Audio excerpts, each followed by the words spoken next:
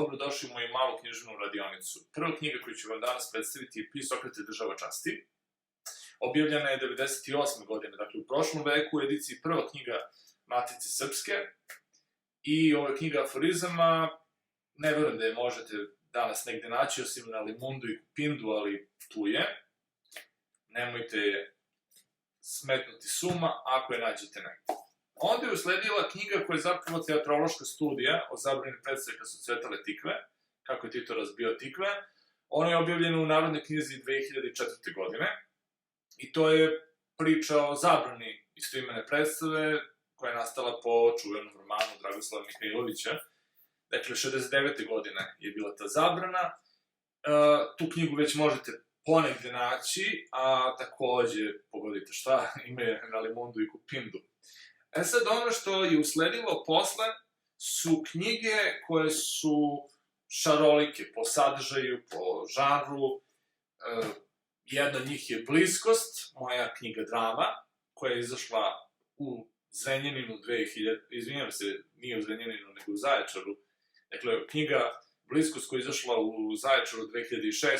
godine i izašla je kao rezultat jednog konkursa koji je bio održan tamo. Sad, gde se može naći, teško mi je da vam kažem, ali zanimljivo je to da su u toj knjizi drame koje su inače bile izvođene, pa nije zgoreg ni pročitati. Postoje neke knjižice koje su meni izuzetno drage, iz jednostavnog razloga što su prve. Pa sad, rekli da li su bolje ili lošije, to je na vama da prosudite. U svakom slučaju, jedna od njih je, primjera radi, Glečer. Glečer je objavljen 2007. godine, ako se ne varam, objavila ga je izdavačka kuća Deveta.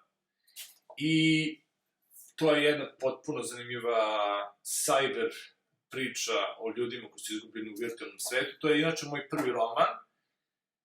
I kao što ćete videti posle, romani koji dolaze za ovim romanom su sve rezultati nekih nagrada, konkursa i slično. Jednostavno, vidjet ćete da sam menjao često i izdavačke kuće, i pristup, i tematiku. Jedna od tih prvih meni dragih knjiga je Keltska priča, koju je objavio Mali Nemo. Tu knjigu sam već objavio 2008. godine i ona je takođe pobedila na konkursu Malog Nema izdavačke kuće iz Pančeva.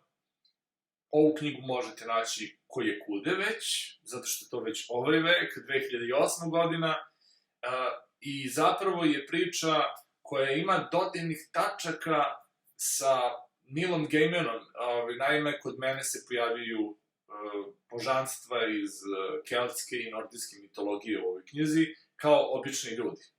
Tako da možete da shvatite da postoji neka paralela. U to vreme, eto, nisam znao za Neila Gaimana, ali drago mi da smo obojice došli na sličnu ideju, mada je moja imala potpuno drugačiju realizaciju i format takođe, kao što vidite. Moram da kažem, nikad nisam bio ljubitelj velikih romana, mislim, po debljini, više po sadržini, tako da sam i gledao da moje knjige ne zamaruju čitalaštvo, pa i ova knjiga ima nekih 100-tinjak stranica. Kad smo kod knjiga koje nemaju veliki, da kažemo, gabarit, spomenut ću još jedan roman koji je izašao isto za Mali Nemo, a zove se Dva u jednom. To je priča u priči u priči u priči. Dakle, imate nekoliko priča, nekoliko paralelnih radnji. Faktički, vrte se oko čoveka koji je stvorio veliki broj lažnih virtualnih svetova koji se nalaze u romanima koje on piše, ali opet ljudi koji su u tim romanima takođe pišu svoje knjige, tako da se cela knjiga nekako slaže kao neka matrioška, ona ruska, znate, kako se kaže, figurica ili lutka od drveta, pa se svaki deo uklapa onaj prethodni. Ali verujte mi, možda je malo zahtevnije, ali ima smisla.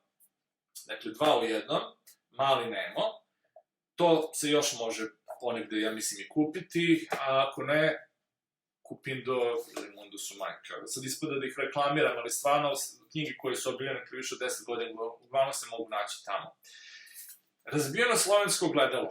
jedna opet pozorišna studija o stereotipu Slovena u dramama engleskog govornog područja. Ovo je već u pitanju moj magistarski rad, isto je objavljeno kod Malog Nema i objavljeno je, ako se ne veram, 2009. godine, tako da tu se negde nadovezujem. Te godine sam, mislim, objavio 2 knjige, 2 u 1 i ovu knjigu.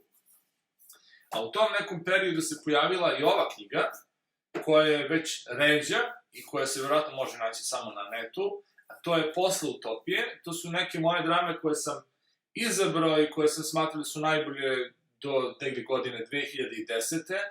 I objavljena je zapravo u Kraljevu, Kulturni centar Ribnica Kraljevo je objavio ovu knjigu.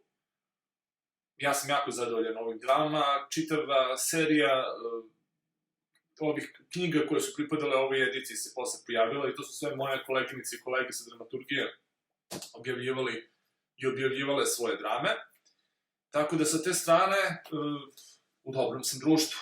Sad, usledio je naravno i nagrađeni roman Vođa, koji već možete naći u knjižarama. 2010. godine BBZ izdavačka kuća iz Zagreba je objavila ovu knjigu, dobio sam prvu nagradu i činilo se da će to da bude maltene bestseller ili tako nešto. To se nije dogodilo i sad neću da ulazim u gomilu razloga koji su usledili. Pod jedan, knjiga iz Hrvatske malo teže stigla u Srbiju, dok sam ja reklamirao knjiga nije bilo u prodavnicama, posle kad se pojavila prošao je brzi voz ili spori autobus. Dobro, u mom slučaju više spori kombi koji je prevozio knjige, ali shvatite što hoću da kažem.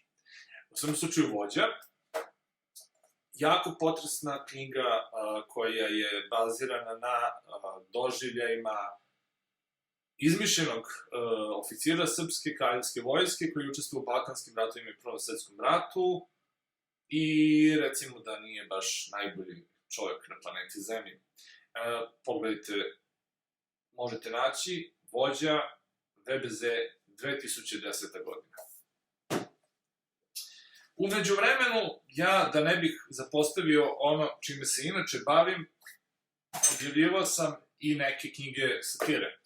Jedna od njih je Malolije, ali ovu ću prvo da spomenem, a to je Neće moći. Dakle, Neće moći, moja knjiga aforizama koju je objavila izdavačka kuća Alma. I ja mislim da je to bilo negde 2006. godine, ako se ne varam. I ta knjiga je prošla dosta dobro u tim aforističarskim krugovima, recimo tako. Možete naći kod izdavačke kuće Alma, možete je naći u knjižarama, wherever, kako god, kako gde. I takođe jedna knjiga satire, ona se već pojavila 2012. Malolije, a nije slučajno, nije baš prepotentan naziv, kako bi ljudi pomislili, nego stvarno ovo je podeblja knjiga i u njoj mi se nalaze i satirične pesme, i aforizmi, i histerizmi, to su aforizmi bazirani na istorijskim događajima, i kratke priče, jednostavno trudio sam se da sve što je nastalo u 6-7 godina, što se satire tiče, da sabijem u jednu knjigu. To je isto izdala izdavačka kuća Alma. Da, tad, 2012. već nastaje čuveni krizni period o kojem smo pričali, i onda ja objavljam neke knjižice koje su male po gabaritu, ali meni jako dragi, jako značajne. Jedna je specifična, zove se Ovaj put je lično. Rock poezija u pitanju, jer ja sam od 2009. krenuo intenzivnije da se bavim rock muzikom i onda sam svoju poeziju sabrao u ovoj knjižici koju je izdao Pressing. Ona nije sad zavedena. U čemu je fora? Ovo je knjiga koju možete dobiti samo od mene, a point je u tome da je to knjiga koja je zapravo napravljena tako da bude kao neka vrsta vodiča kroz moju muziku, uslovno rečeno. To jest, kad dođete na koncert, zainteresovanima bih poklonio ovu knjižicu u kojoj su bili stihovi pesama koje sam izvodio na svojim koncertima, tada kao Alek Novak, kasnije i kao Ian, i kao Novakovski, i kao setanta i tako, đavo i ja imamo jednu zajedničku osobinu, obojica imamo tako mnogo imena. U svom slučaju da se, nemojte da shvatite bukvalno, da se dalje ne duži, za predsjednik sam objavio stvarno knjigu poezije, mada neke od tih pesama su kasnije doživjela i svoju muzičku priču, zato što sam na osnovu tih stihova kasnije pravio muziku i obratno, nekad bi me pesma poterala, pa bi, ponela bi me nekako i onda bi na osnovu te pesme melodije napravio stihove.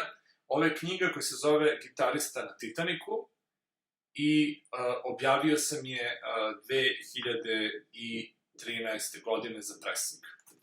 Vidite, ta knjiga je malog gabarita i mislim da imamo samo par knjižara i bila je stvarno malog tiraža. Skromno vreme, skromne okolnosti, skromne ambicije, iskreno rečeno, ne znam šta mi bi tih godina, ali nastala je jedna kraća pauza, što ne znači da nisam radio šta više. Onda su se pojavile sledeće knjige. Pojavila se knjiga Novo Smederevo.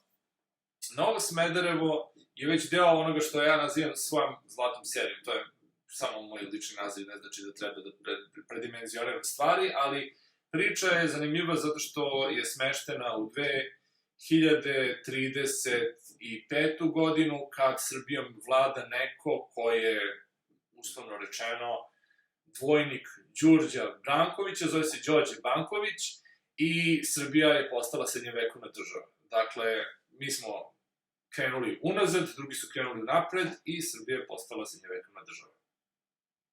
Jako zanimljiva satirična knjiga, satirični roman, koji je objavila književna radionica Rašić, i od te 2016. kreće taj neki period kad ja bukvalno ispada da štancujem knjigu, i stvari su se nagomilale s vremenom, da štancujem romane godinu za godinom, i ovo je rezultat te priče.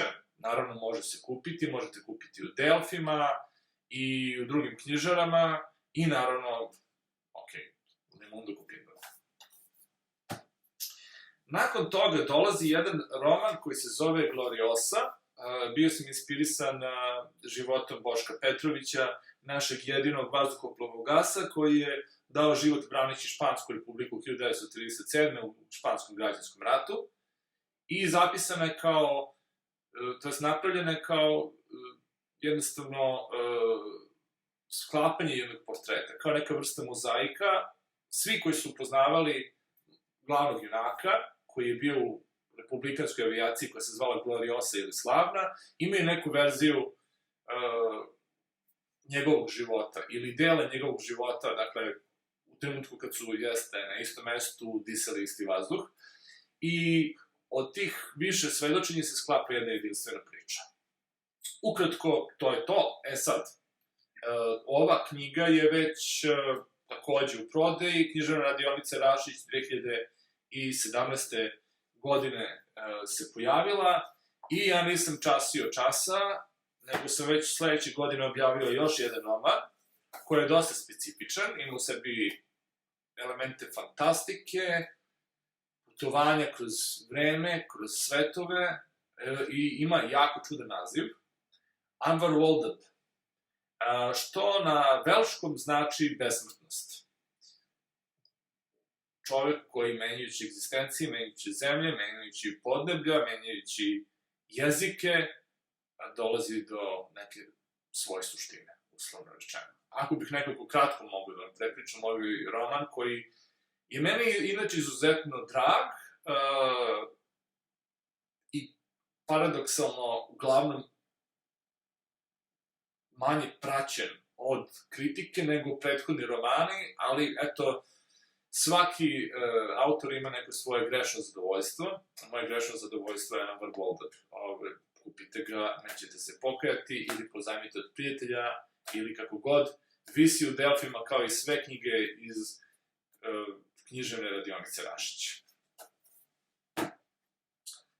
I tu dolazimo do, maltene, trenutno za sada, jednog jako zanimljivog fotofiniša. Dolazi mesečna 2020. godina, i te godine mi izlaze dve knjige. Jedna je knjiga pesama, troknjižje.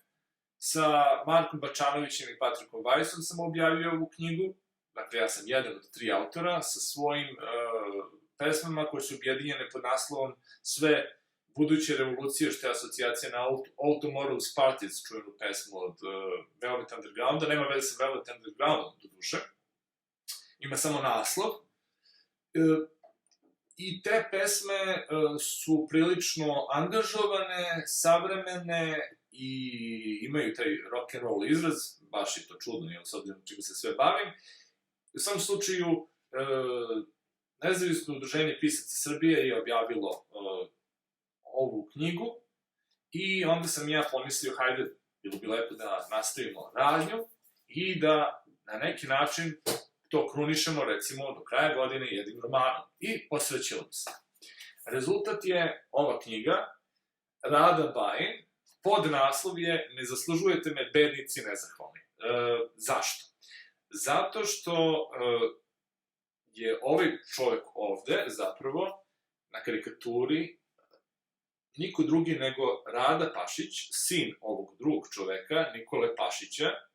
Nikola Pašić je, naravno, naš poznati političar, o njemu ne treba posebno da govorim, ali Rada Pašić, ili Radomir, je bio poznat po aferama i po korupciji i po najgorim mogućim zvrčkama koje možete da zamislite. Po mom nekom mišljenju, on je baltene bio kao neka renesansna ličnost zločina i gadosti. I sa te neke strane ja sam zaokružio ciklus, zato što sam se bavio i nekim ko je bio ratni zločinac, kao vođi, i nekim ko je bio heroj, govorim o Gloriosi, i čovekom koji ne može da se nekako pronađe, to je Anvar Voldak, i na kraju smo došli do Rade Bajinog neopevanog gada. I sa tim čovekom, koji dosta liči na današnje tatine sinove, sam nekako zaokružio taj ciklus i sad, evo, u svojoj 45. još malo 46. godini se pitam šta sledeće. Ja ću vam javiti šta će biti sledeće, kad to sledeće objavim. Ne bih nešto mnogo da idem u detalje, ali razmišljao sam o tome, svako ima 15 minuta popularnosti, kako reče Andy Warhol. Ja mislim da ovo nije 15 minuta popularnosti, ali sam se potrudio da za 17 minuta i nešto prođem kroz ono što sam uradio do sada. U sledećoj epizodi ili u sledećem obraćanju ću pričati o svojim muzičkim avanturama. Hvala vam mnogo i prijatno.